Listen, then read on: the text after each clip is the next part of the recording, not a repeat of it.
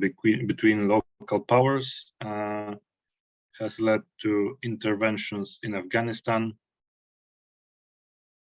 and propelling the internal levels of the conflict.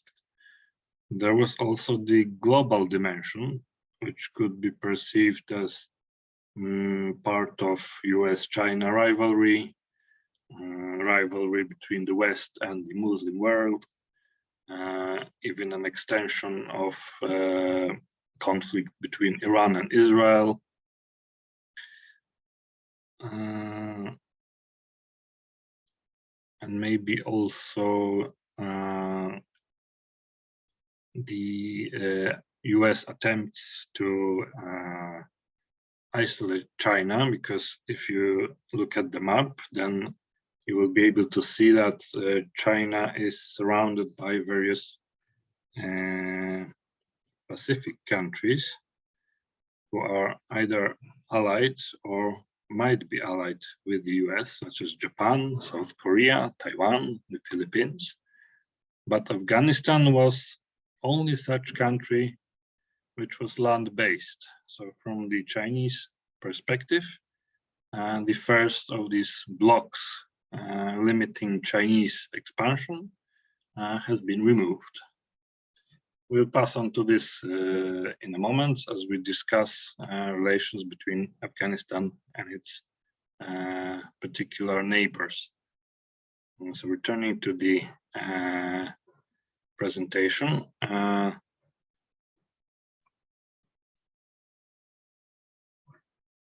this is the Taliban system of power, and according to the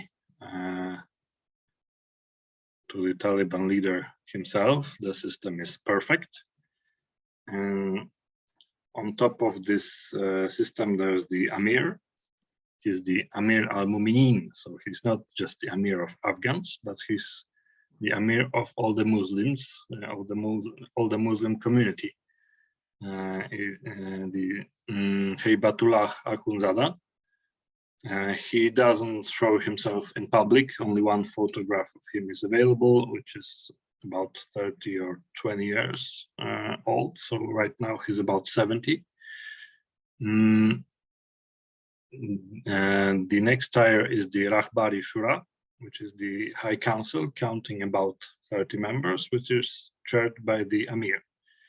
And at least in declarations, this is the main decision-making body. But every decision may be overruled by the Amir himself.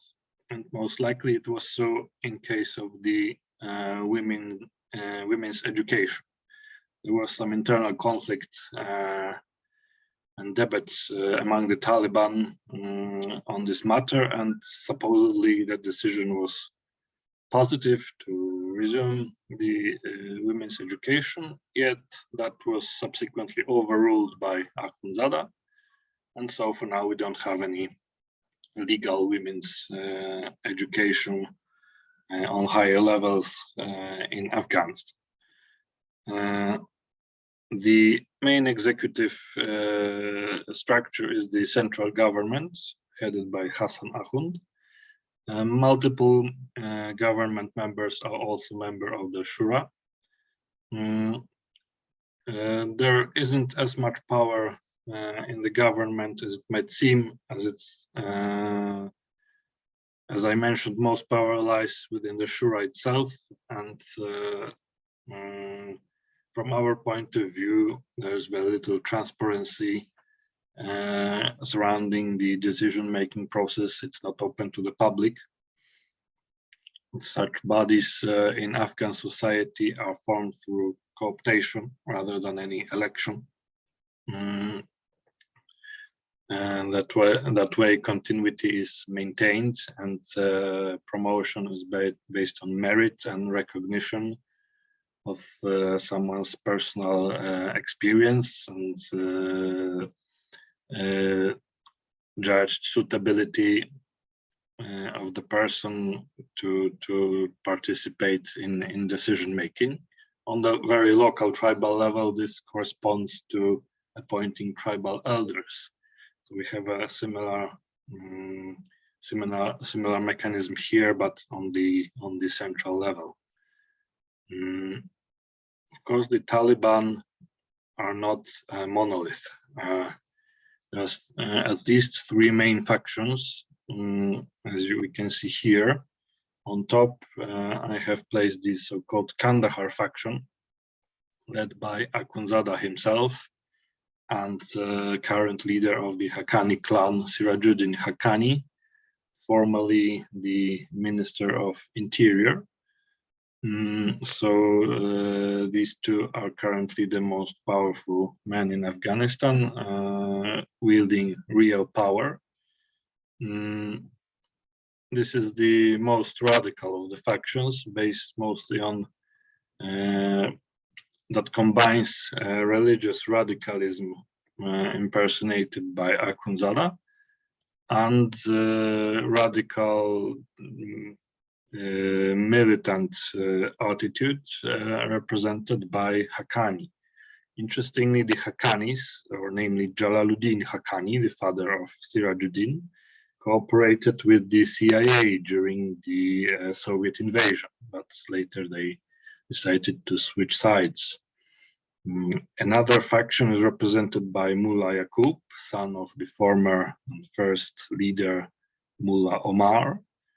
And another one, so-called diplomatic faction of Mullah Abdul Ghani Baradar, who negotiated the Doha Agreement with the United States. Yet these two have recently been more or less sidelined. They can also be associated with certain countries. For example, Baradar can be associated with Qatar. And this is the so-called Afghan Stability Triangle, which can be used to assess the Afghan internal stability.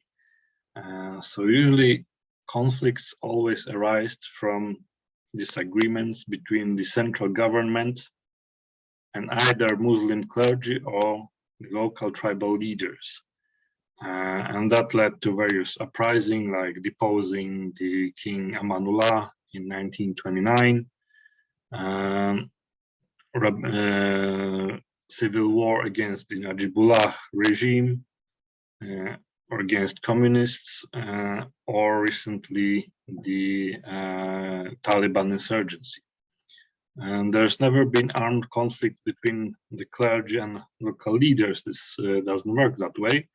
It was more like a conflict for influence among local communities. Yet when various uprisings broke out, the clergymen would usually bless them and lead them along with the local leaders. So what has changed here? The central government was replaced by the Taliban, who are basically a group comprising of both clerics, leaders, and various other characters, united by certain goals and certain ideology. And there are, I would say, two main foundations of the Taliban, two main pillars. The first one is ethnic, and it's basically Pashtun nationalism, the willingness to restore Pashtun monopoly of power over Afghanistan that I mentioned. Thus the Taliban mostly come from Afghan refugees in Pakistan, where the discontent over constant warfare and instability was the greatest. They mostly rejected all the proposals coming from other ethnic groups to share power. For example, twice in history did it happen that non-Pashtuns seized Kabul, which unnerved the Pashtuns, constantly claiming that they should remain in power as the sole group. And the second foundation of Taliban is religious, as they follow the Hanafi Deobandi ideology, or branch of Islam, as we might call it, which originated in the town of Deoband, which interestingly is located in India, not even in Afghanistan or Pakistan, which aims to cleanse Islam of all the later influence, whatever that might be. And in result of such an ideology, we have such ideas like, for example, the ban on women's education. Interestingly, however, there have been changes to Taliban ideology since their first rule over 20 years ago.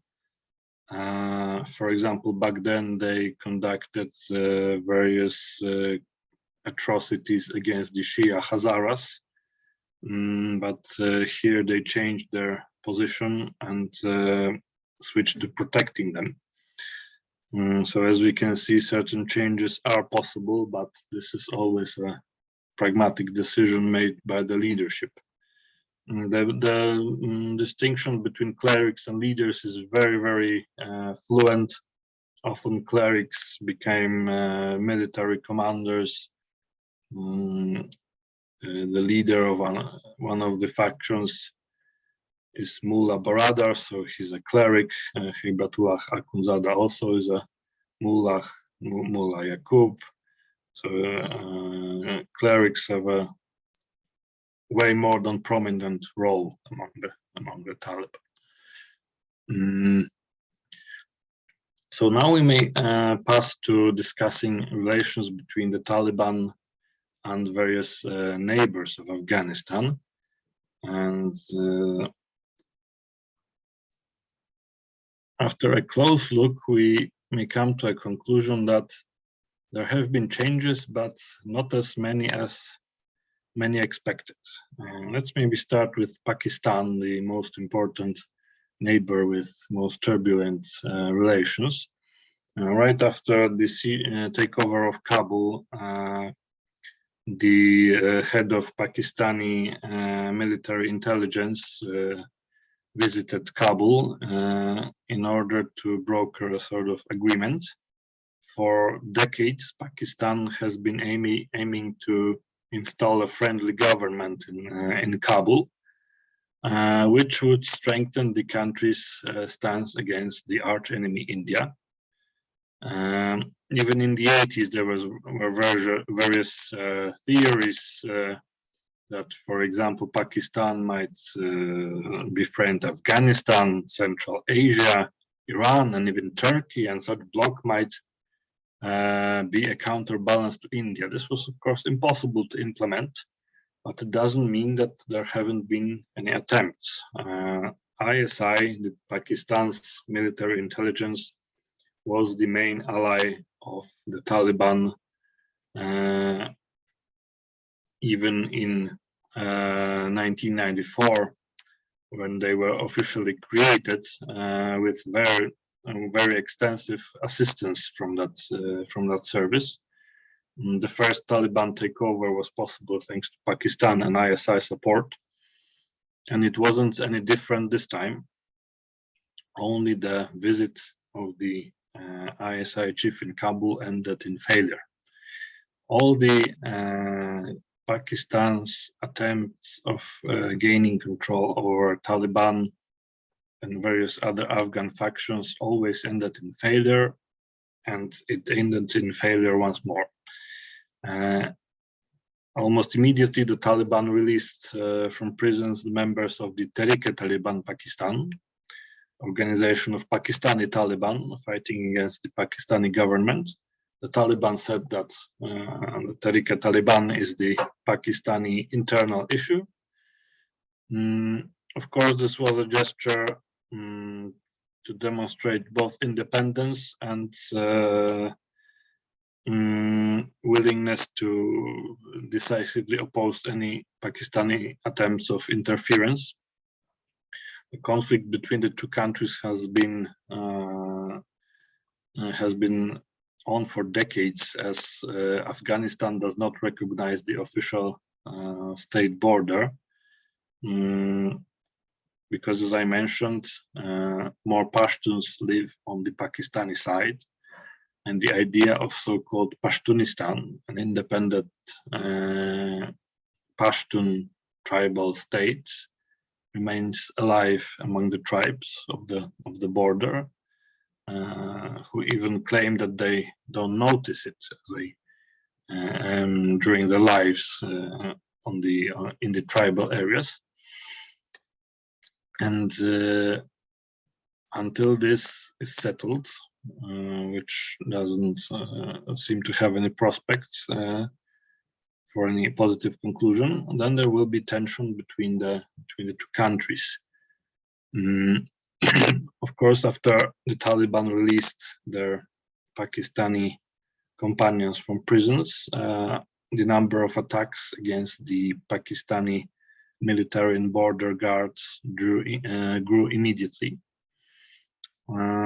Pakistan is trying to force Afghanistan to accept the border by building a border fence on it. Nonetheless, border incidents, Pakistani artillery fire, drone attacks, and shootouts, skirmishes are very common on the border, and the issue is far from settled. So yet another time, a Pakistani attempt of controlling the fiercely independent Afghan tribes has failed. Before the Taliban takeover, there was a strong alliance between Afghanistan and India. So from the Pakistani point of view, the country was waging a war on two fronts.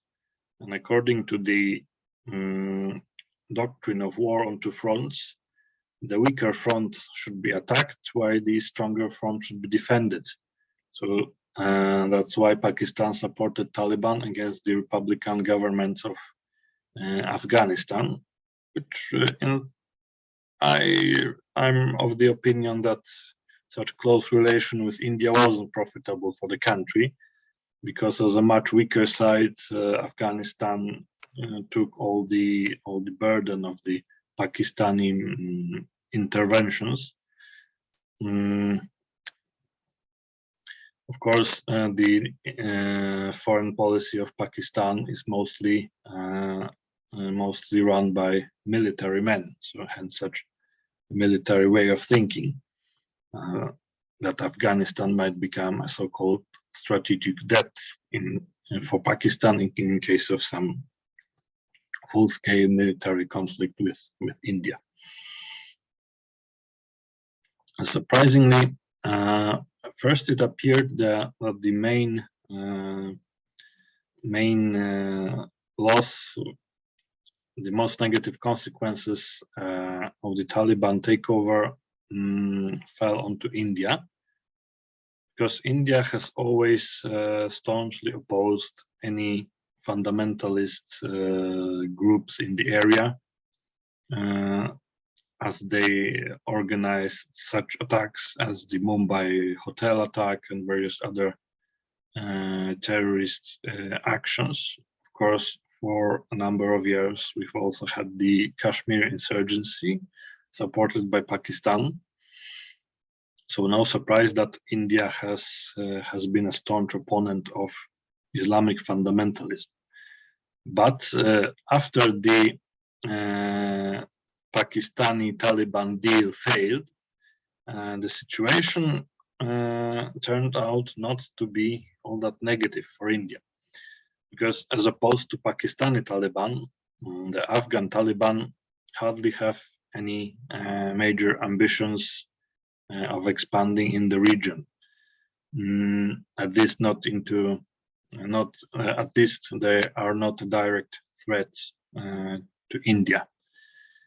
And so, according to my information, India looks favorably at the Pashtun unrest in northwestern Pakistan, and pragmatically perceives the Taliban as a tactical ally here. And according to what I heard, it cannot be ruled out that in the near future there will be some sort of consulates opened in Afghanistan by India. Of course, this shouldn't be confused with formal recognition, because no country in the world has yet formally recognized the Islamic Emirate of Afghanistan, as the Taliban have named themselves. However, here we can say that for now, generally in terms of recognition, a number of countries have adopted informal cooperation without recognition. About a month ago, 2 more embassies were handed over to the Taliban, namely in Iran and Turkey. And earlier, Pakistan, China, Russia, and Turkmenistan also replaced the Republican embassy personnel with Taliban envoys.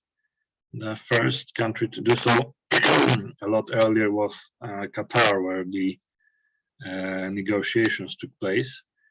So already a number of Afghan neighbors, Russia, China, Turkmenistan, Iran, Turkey, and Pakistan, I think I have named, already recognized and accepted Taliban diplomatic personnel.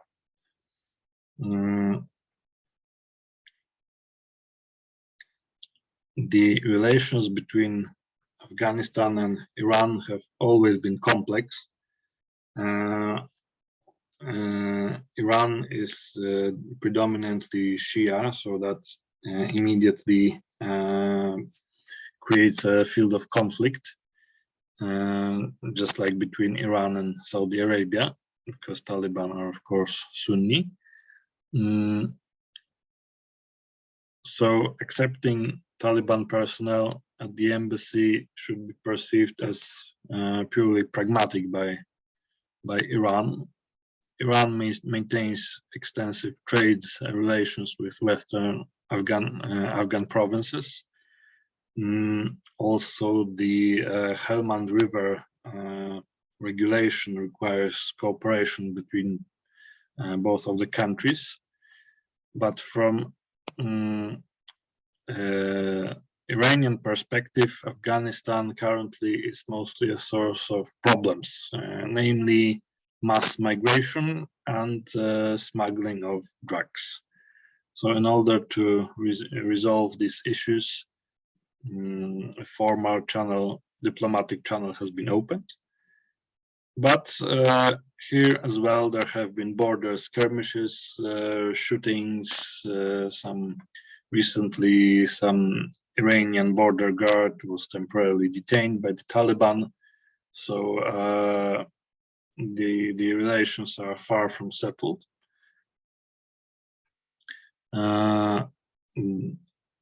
Iran is also interested in returns of Afghan refugees or illegal migrants back into the country. So about 1 million Afghans are currently present in Iran. So pragmatically, Tehran tries to at least have channels of communication open with the Taliban government. Also, Tehran perceives the ISIS in Afghanistan as a greater threat than the Taliban themselves. As I mentioned, the Taliban reverted to tolerance towards the Shia, while ISIS claims that under their rule, the Shias have no right to exist. So that's at least some difference in approach. But there were times when, during the first Taliban rule, when the region was on the verge of Iranian intervention, namely after the killing of Iranian personnel in Iran's consulate in, I think, Kunduz, nonetheless in the north, by Taliban. But Iran and Taliban managed to resolve that issue without starting an all-out war. China. Well, China is perceived as the partner number one by the Taliban, who count on Chinese investment in the country, because Taliban takeover led to withdrawal of multiple businesses from Afghanistan, but also withholding of almost all the foreign funding. So indeed, Taliban takeover led to a major economic crisis. Interestingly, Taliban have always been a very underfinanced organization. Indeed, they have been receiving funds mostly from the Persian Gulf to run their insurgency, but during their time in power, their financial resources have always been very, very limited. Interestingly, during their first rule, Afghanistan was not a terrorism sponsoring country. Here I refer to Bin Laden. It was a country sponsored by terrorists, namely Bin Laden with his construction industry. And this was one of the reasons why the Taliban and Al-Qaeda maintained such a close relationship, purely financial. It's no different at the moment, as the Taliban are very welcoming towards Chinese investment. Indeed, they have received some support from China, but rather limited. A number of Chinese businessmen arrived in Afghanistan, where they deal with trade, but it's nothing large scale. For now, they're under the Republican government. There were some limited Chinese investments, like the Mes Aynak copper mine, but whenever asked, the Chinese would answer that it didn't pay off very well. So there were some expectations that indeed China, interested in rich Afghan natural resources, might invest in the country and thus allow some economic progress, both for the Taliban and maybe even for the population. But nothing like that happened on a major scale. From the Chinese point of view, investments in Afghanistan on a larger scale simply appeared too risky. Recently, there was a terrorist attack of ISIS aimed at Chinese businessmen, similarly as it takes place in Pakistan and particularly in Balochistan, where local fundamentalists attack Chinese investments. And there has not been enough trust in current Afghan government from Beijing. For example, the Chinese may perceive it as insufficiently stable, unable to provide internal security against ISIS. They might also be afraid of accusations of cooperating with such radical groups as the Taliban.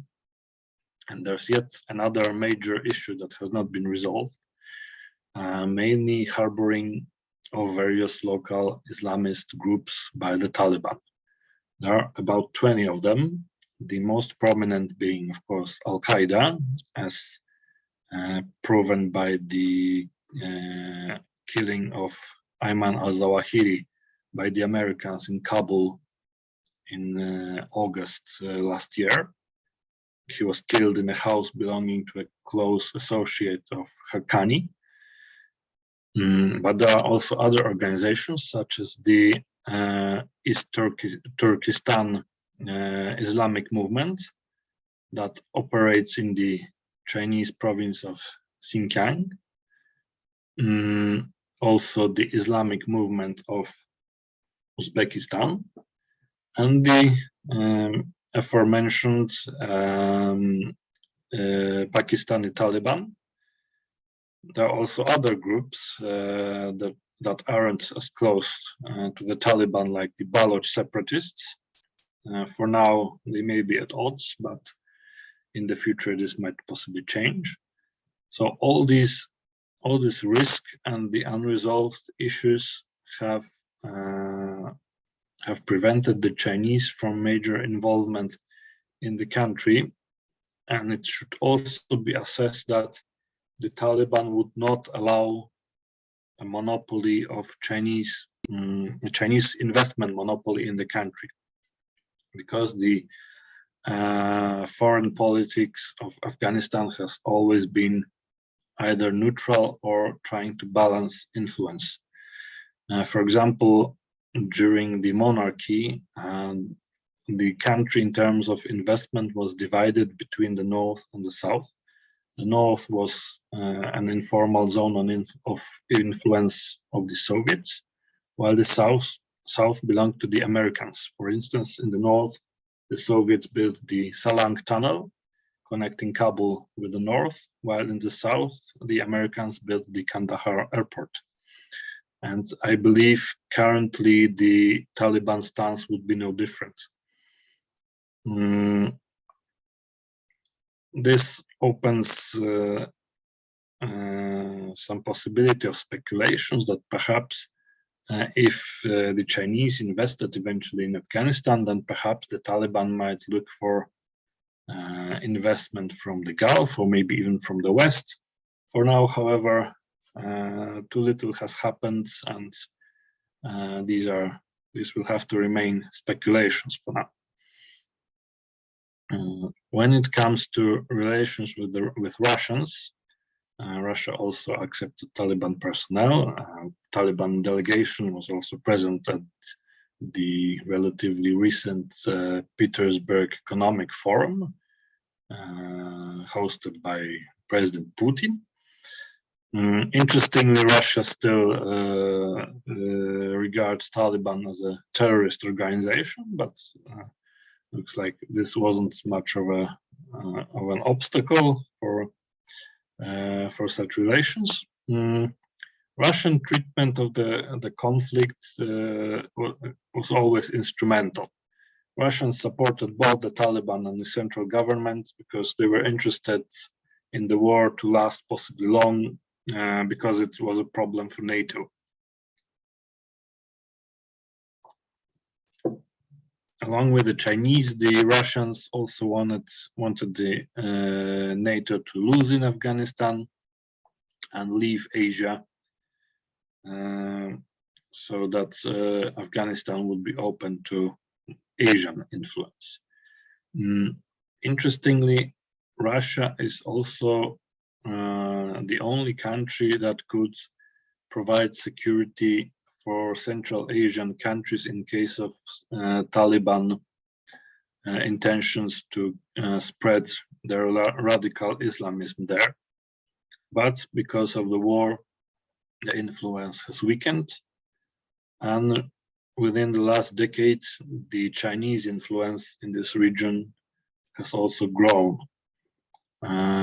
So possibly it will be China to take over this role of security guarantor for the Central Asian states.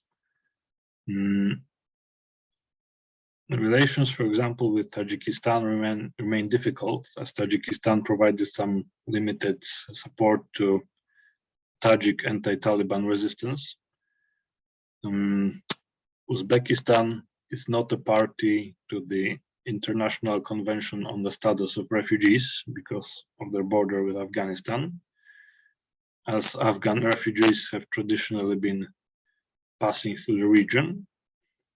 And Turkmenistan, as I mentioned, accepted Taliban embassy because they're interested in various infrastructural investments in the region, namely the old project of the Tapi pipeline that might pass from Turkmenistan through Afghanistan, Pakistan, and into India. So they instrumentally treat the Taliban to perhaps find markets for their natural resources. Interestingly, it was seen even during the NATO intervention in Afghanistan, that stabilizing Afghanistan might make Turkmenistan turn with their offers towards the east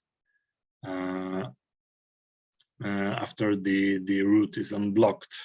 Otherwise, there were some speculations that Turkmen gas might flow to Europe, but this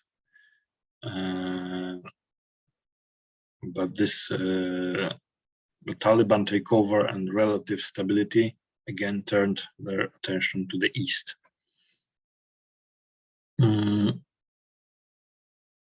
Another interesting source of influence in the region are the Gulf states, coming from the United Arab Emirates, Saudi Arabia, and Qatar.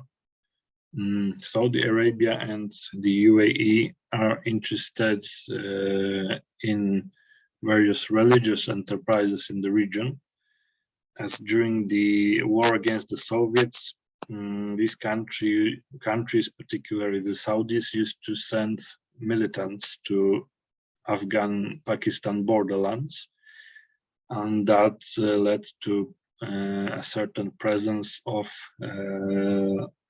Wahhabi Islam in the area, and current activity of ISIS in Afghanistan took its beginning in that Wahhabi influence that started even in the 80s. Al-Qaeda's presence also has the same source. The private donations from the region were one of more important Taliban sources of income. Qatar, which is at odds with the Saudis and the Emiratis, hosted the peace talks between the US and Taliban, but after sidelining Baradr's faction, Qatari influence also diminished in the country. Another interesting actor is Turkey. Ever since the Taliban takeover, Turkey has been expressing interest in developing various relations with Afghanistan, which is in line with the Turkish concept of interest in Turkic peoples in Asia. So that would expand Turkish potential influence into Central Asia, but also Russia and even China. This is a rather far-flung ambition, but nonetheless, there have been certain actions undertaken in this direction. Like recently, we've had the conference of the Organization of Turkic States, with Hungary as an observer, interestingly, which basically, from the Turkish point of view, aims to open the Asian region to Turkish influence and investments in infrastructure. So that way, Turkey, with their ally Azerbaijan, might reach out to Central Asian states and various resources located there. And as a part of this enterprise, current Turkish government expressed interest in establishing closer relations with the Taliban. There were offers, for example, of Turkish maintenance of Kabul airport, or there were also meetings between Turkish Muslim clerics and Afghan clerics as a form of reaching out by the Turkish government. But generally, these actions have hardly brought any effect so far. So Turkey cannot say that they have any major influence in the area, or that they have completed any major investments in infrastructure. Obviously these Turkish attempts collide with Chinese interest and expanding influence in Central Asia. When it comes to broader consequences of the Taliban takeover, the West generally refuses to recognize the government. The only problem that remained are the Afghan refugees trying to reach Europe, and countries they have been associated with during the Republican times. But that problem has largely been ignored by various European states and the US. So there is a number of Afghan refugees stuck in multiple locations in the region, or or even in Europe, waiting for their visa applications to be processed, but some have been waiting for almost 2 years with no end in sight. For example, in Poland, there was some initial interest in bringing groups of Afghans into Poland, namely those who cooperated with the Polish forces, but after some time, the topic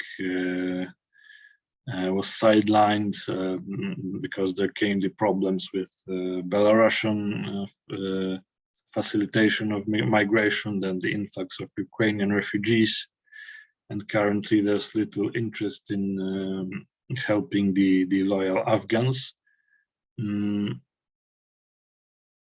The ministries of foreign affairs throughout Europe are very reluctant to facilitate any ways of fluent admission of such persons, and this is mostly because they have no interest in doing so, and the refugees hardly have any representation to speak for them. Of course, the chaotic withdrawal from Kabul and fall of Republican values in Afghanistan has been a blow to the Western culture, raising questions whether it has something to offer in such countries as Afghanistan and to foreign cultures. Of course, the Taliban ended things like free speech, representation, media freedom, women's rights, and several other. So the question is whether the West has become so, Western values have become so unattractive that they were rejected by the Afghans. Basically, it has to be noted that values represented by the Republican government in Afghanistan were hardly similar to what we see in democratic countries. The opinions of the government were hugely negative. The corruption was immense, same as indolence, and working for private profits rather than doing anything for the population. So this isn't fully representative. But interestingly, perhaps the Americans pulled out in the right moment. I read a comment on the so-called Obama's reset with Russia over a decade ago, made by Polish analyst Krzysztof Wojciech, where he suggested that when Obama conducted an agreement with Russia in the right moment, perhaps because back then the US were stretched on multiple fronts. They were involved fully in Iraq and Afghanistan, and reaching an agreement with Russia really helped with avoiding major problems for the US foreign policy. And maybe here it was similar, because both Trump and Biden administration wanted to abandon Afghanistan. Trump wanted to end unnecessary wars, as he declared. Biden had been aware for a longer time that the war could not be won, that the corruption of the government could not be restrained, that any valuable institutions could not be established, that there was hardly anyone in Afghanistan to form a foundation of some stable government. All the participation in the Republican government was only in private or group interests, rather than aimed at anything positive for the country. So steadily, the U.S. administration aimed for withdrawal, and despite all the negative effects on the image of the United States and the West, perhaps it happened in the right moment, because right now the US aren't involved in Afghanistan, so this makes it easier for them to become involved in Ukraine. And interestingly, there are various estimates of US costs of wars in Afghanistan and Iraq, but they certainly go into hundreds or even thousands of billions, so that would be trillions of dollars. And all that spent on no results whatsoever in Afghanistan, and very, very limited results in Iraq. But now the scale of US involvement in Ukraine has reached about $65 billion. So that is but a fraction of costs borne in these two Asian countries. So perhaps a view will prevail in the US that money on military conflicts may be spent, but they have to be spent effectively. So while in Iraq and Afghanistan huge sums were wasted, in Ukraine, from the American point of view, spending the money may lead to Russia's defeats at a relatively low cost.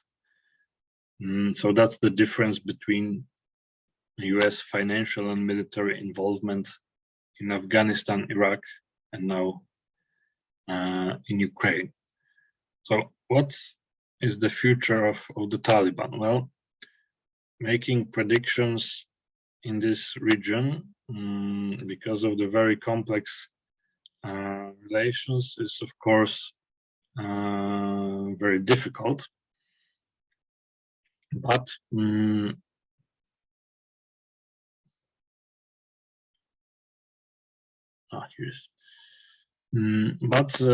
we may try and analyze some possible future scenarios.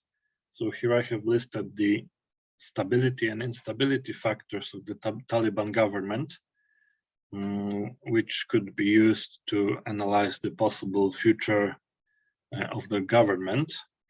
So among the most important stability factors is firstly that there is no alternative to their government at the moment. The former president did not establish any government in exile. So currently there's no one in sight who might possibly replace the Taliban, neither abroad nor in the country. There's also much war fatigue in the society, and really nobody wants another war.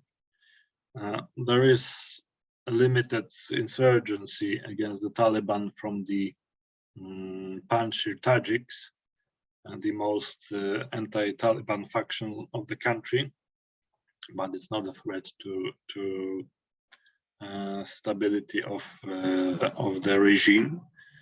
the much greater threat is the ISIS,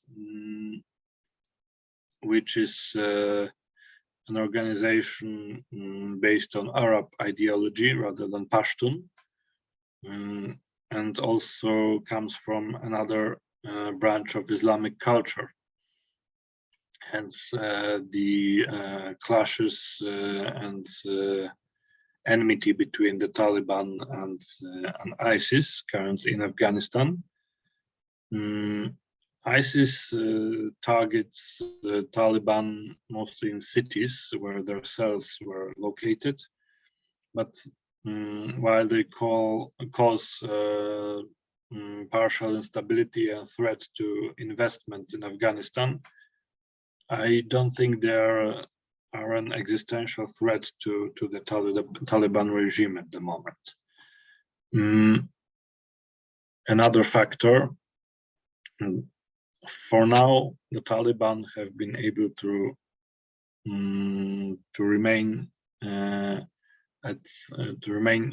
maintain stability in relations with other ethnic groups.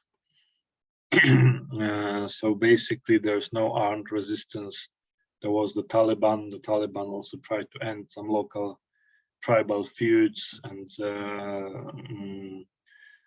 increase the stability of the country. It's unclear whether they decided to end the drugs production that Afghanistan is famous for.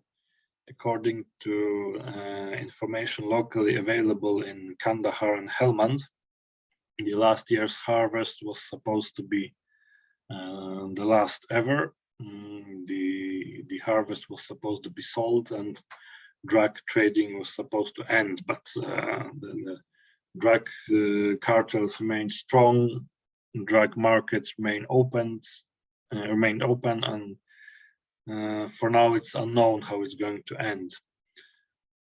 Another factor is disappointment with Western influence.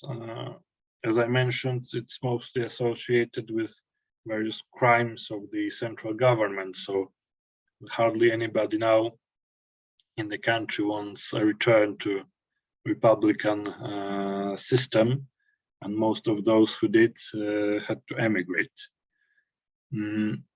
Also, the Taliban are a negotiations partner for the neighbors of the country, so that the neighbors have someone to address when it comes to settling various problems, such as migration, transit, etc. An open question, as I mentioned, particularly from China, they might receive some external support if the neighbors are willing to provide it. There's also, of course, a number of instability factors. So the first one is that Pashtun-dominated Taliban are not representative. There's a small number of other ethnicities represented in the government, but this is purely a gesture of goodwill. So currently the Pashtuns have a power monopoly, and they have returned to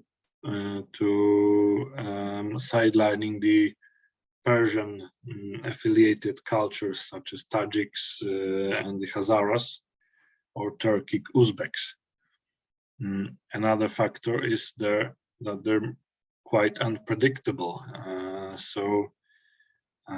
For example, the Taliban promised that they would allow women's education, but this turned out to be lies. In the same way, they promised to end their relations with Al-Qaeda, which was also proven not true by the al-Zawahiri case. So any external state actors willing to engage the Taliban have to bear that in mind, that they don't necessarily have to keep their promises. Besides, there have been border clashes with at least three major neighbors, Pakistan and Iran, which I mentioned, but also Uzbekistan, as some conflict arose over an island on the Amu Darya border river, which was, I think, related to drug smuggling, but nonetheless the Taliban occupied the island. So while the Taliban changed their stance on several issues, then their warmongering and warlike attitude has not changed. One of the most important factors for the region is harboring by Taliban of various local terrorist groups. And there are over 20 of them, with the most prominent being Al-Qaeda, but also the East Turkestan Islamic movement from Xinjiang, which I mentioned, also the Islamic movement of Uzbekistan, Tehrik-e-Taliban Pakistan, and multiple others. So that definitely prevents any further developments in relations with neighbors.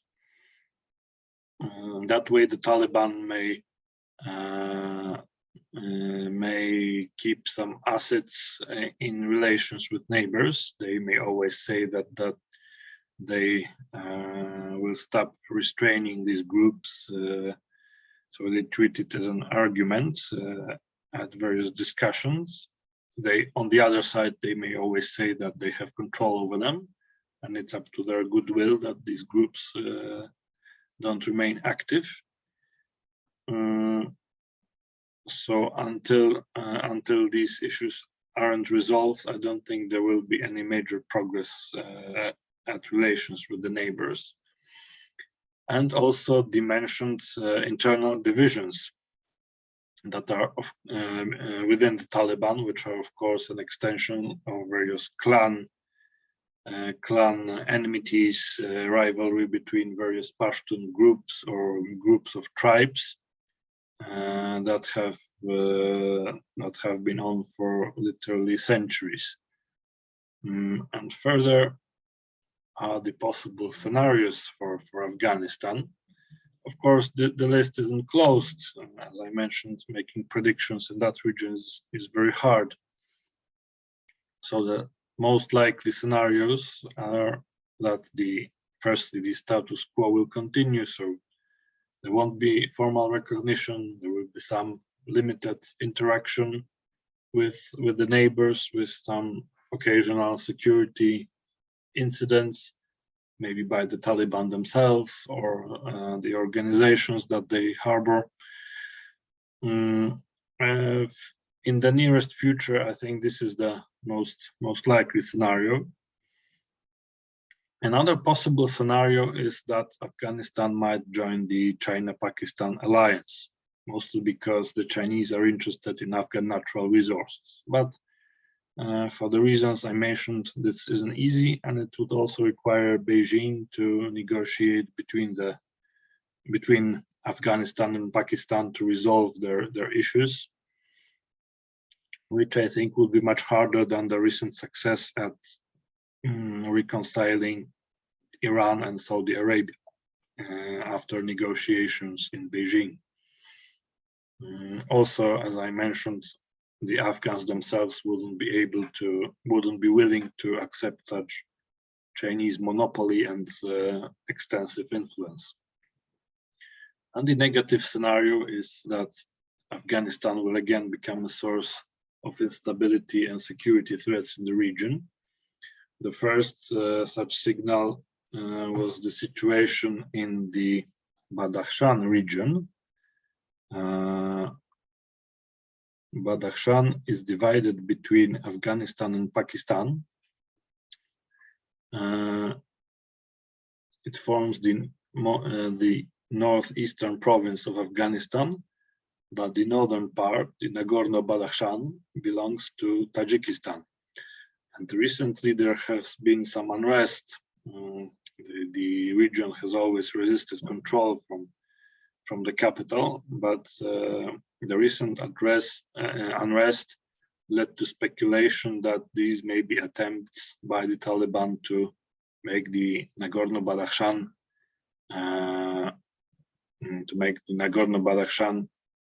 become a part of Afghanistan and their emirate.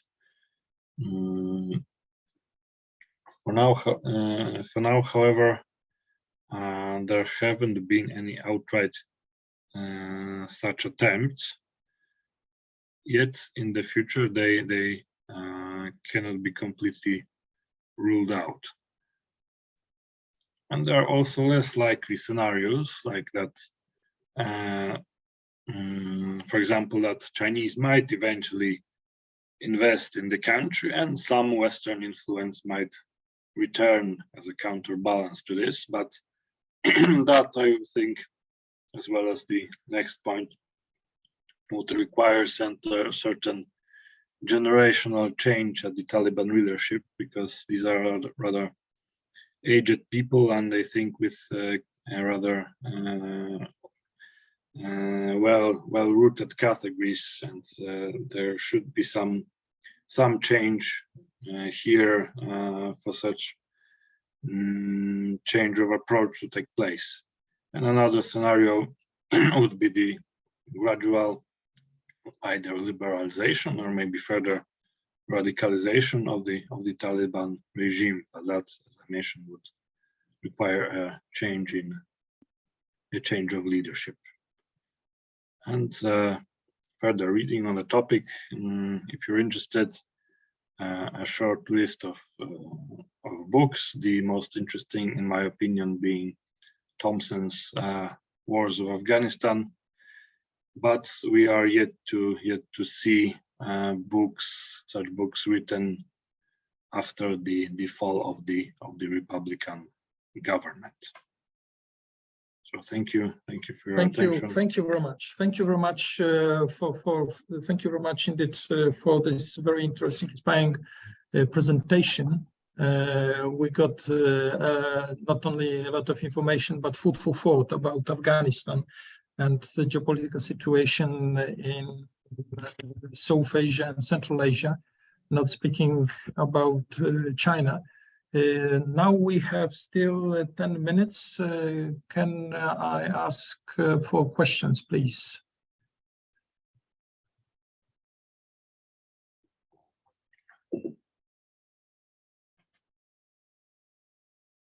Yes,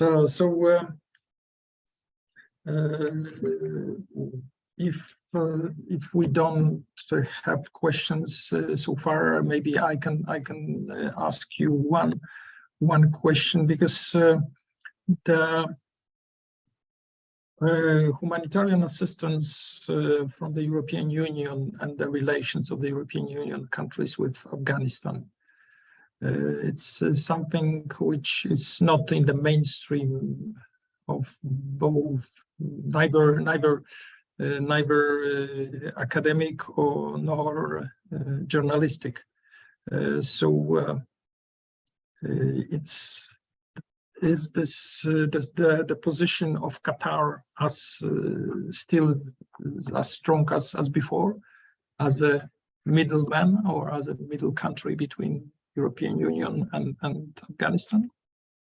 Well, Qatar hosted the Taliban so-called political office, which was used for negotiations with the Taliban prior to the transfer of power, fall of the government.